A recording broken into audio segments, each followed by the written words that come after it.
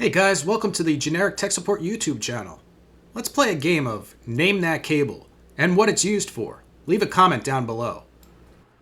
Hey guys, so I wanted to create a video on Windows 12 because there's been a lot of internet chatter, there's been a lot of YouTube videos about the coming or the upcoming release of Windows 12 and how it was expected to be released in, November of 2024, and how we were supposed to have by 2025 Windows 12. And I want to go over the actual Microsoft timeline with you, how it works, and why all of those videos that you see on the internet are a hoax. So this is going to be a short video because there's really not that much content to be made here. Windows 12 doesn't exist. It's not going to exist. It's not going to exist anytime soon, but there's a reason why all these YouTubers are getting this information wrong. And I want to share with you why that is. Okay guys, so I put together this pretty simplified matrix here. Now, I don't want to get super confusing, so I'm just going to start off with telling you that yes, there are LTSC versions of Windows 8.1 and Windows 7. However, they don't actually offer anything that's considered long-term support. They were either release candidates that were released prior to the OS being released, where people that were, either beta testing it or testing it for the insider preview or testing it for the release could then take that LTSC version and update it to the release version of the Windows 8.1 or the Windows 7 operating system. But both Windows 7 and 8.1 end of life the exact same time, whether or not it's an LTSC version or it's the OEM release version of the operating system. There is no long-term support outside of just the naming convention change or difference. And it's, again, based, I believe, on the front-end release, because if we look at 8.1, then we're released in August versus October for the release date of the actual OS. So it's LTSC in that, yes, it's released prior to the retail version of the copy being given to the public. So you have 2 extra months of support. But on the other end, when it end of life the operating system, you don't get any additional on the LTSC versus the actual OEM retail version. And that's much different than we get down when we get into the actual Windows 10 and 11 matrix. So that's something I want to point out before we jump into this, so that way I can keep it somewhat simplified for you to review or watch with me, so we can figure out specifically when Windows 12 will actually be released. Okay, so let's start at the beginning here. And I'm going to start in Vista. And there's a reason why. The reason is because, as much as people may hate to admit it, Windows XP was really just a secondary release of Windows 2000. Yeah, they added some additional things to it, but it was really just, in essence, a Windows 2000 desktop with some frilly new GUI functions and, more, I guess, Mac-esque type of visualizations. That's what Windows XP really was. Windows XP really didn't offer anything from a kernel revision change between Windows 2000 and Windows XP that would make it drastically different between one OS and the next. I will say that they did offer 64-bit platforms in the Windows XP day that they didn't offer in 2000. But with that said, from a desktop configuration, most of them were 32-bit anyway. The manufacturers really didn't make too many 64-bit platforms, so there's really not much of a difference between those OSs. In addition, I don't talk about those older OSs in here because the matrix changes in that stuff too. So if we look prior to Vista, the release dates of the server OSs to the client-based OSs is much different. So there's really been 3 cycle refreshes. There's the NT 2000 XP, and then there's the Vista and 8, and then there's the Windows 10 and 11 systems. So there's 3 tiers of how the OSs are released. So you got to pay attention to those tiers to figure out when the heck Windows 12 will be released. Because the question is Windows 12 going to be part of this 3rd tier, or will Microsoft once again change the matrix and make Windows 12 part of its own matrix of release date and cycle of the operating system? So for the sake of this video, what we're going to do is we're going to assume that Windows 12 is going to be part of the 3rd matrix here. So Vista, Windows 8, that's 2nd matrix. 3rd matrix is Windows 10, Windows 11, and we're going to say assume Windows 12. Okay, so with the basic understanding of how this works out of the way, let's start in Vista.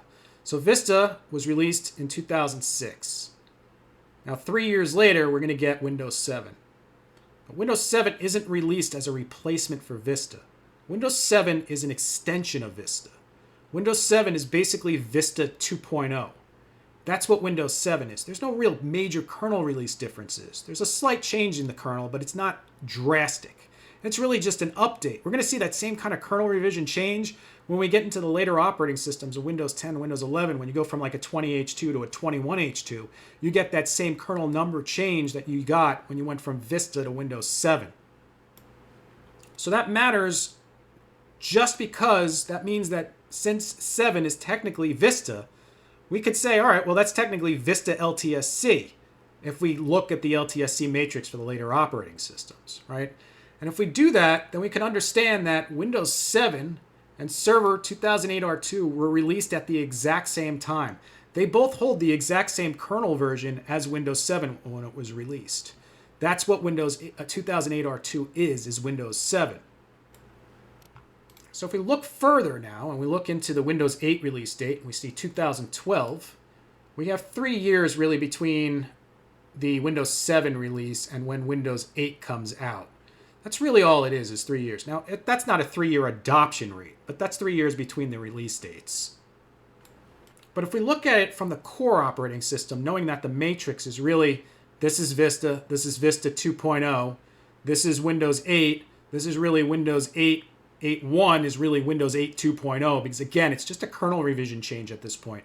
They're not doing these big releases of like 20H2, 21H2, and these giant rollouts, which in essence are entire kernel changes between one version to the next version. When you do those updates, it's really doing an in-place upgrade of the operating system. So that's something to keep in mind with the later versions of the OSs. That's why those updates are so tremendous. But if we, again, dip back into Windows Vista 2006, we go to Windows 8, that's 6 years between the OS versions. So 6 years from here, 6 years to here, right? Now we see that Windows 8.1 is released on October 17th. October 18th is when 2012 R2 comes out.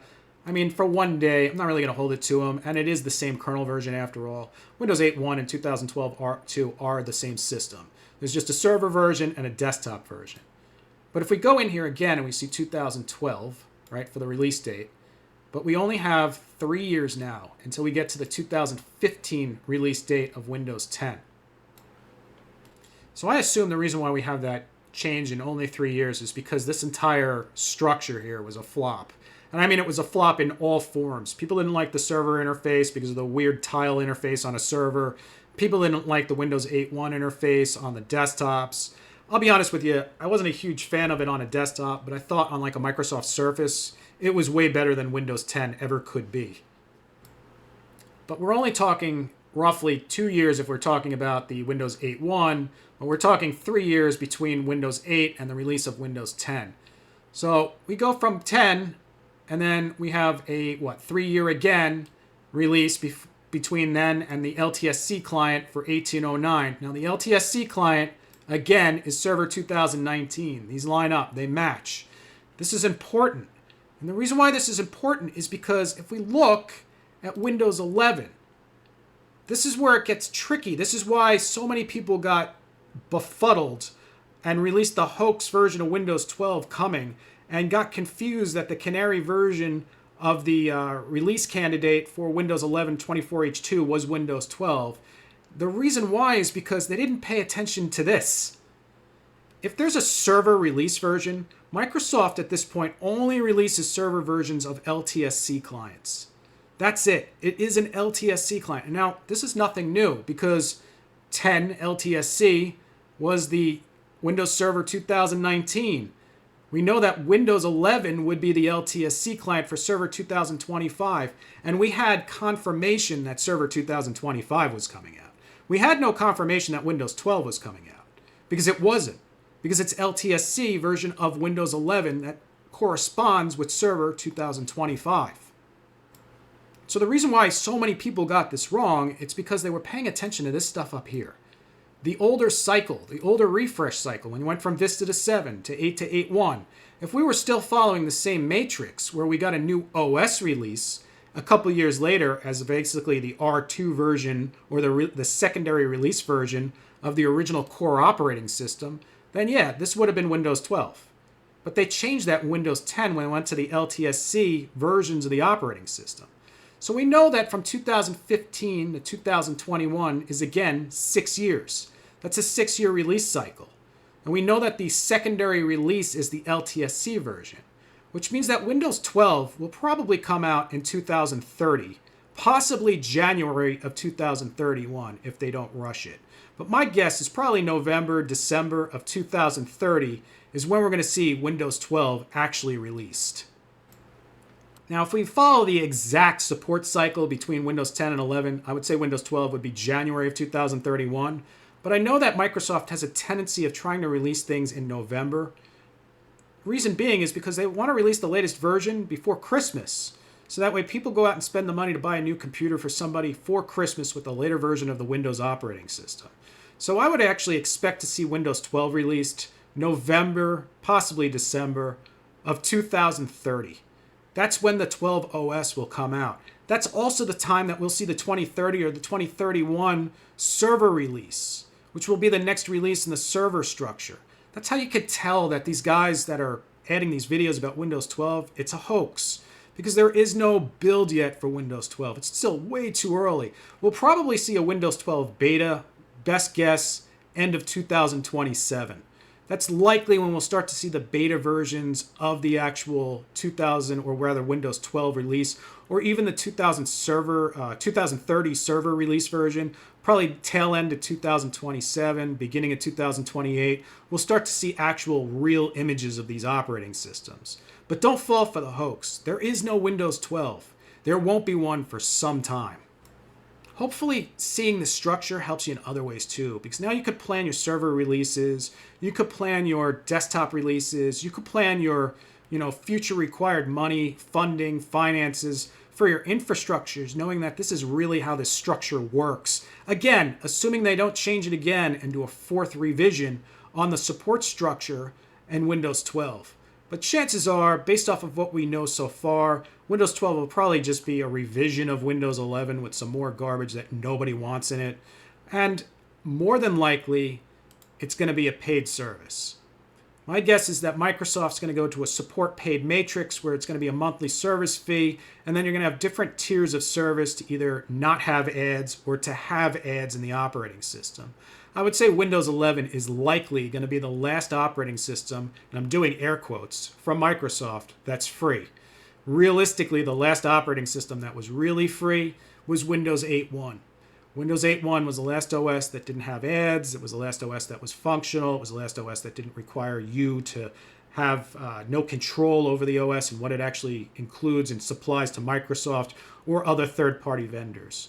So realistically, what is Windows 12 going to be like? My best guess is it's going to be a paid service. But again, we won't really know until 2028, maybe tail end of 2027, for the 2030 release year for Windows 12. Hopefully this was helpful for you guys. Thanks for sticking around. Hopefully this didn't go too long. Hopefully it was also informative and not super boring. Thanks a lot, guys. Take it easy.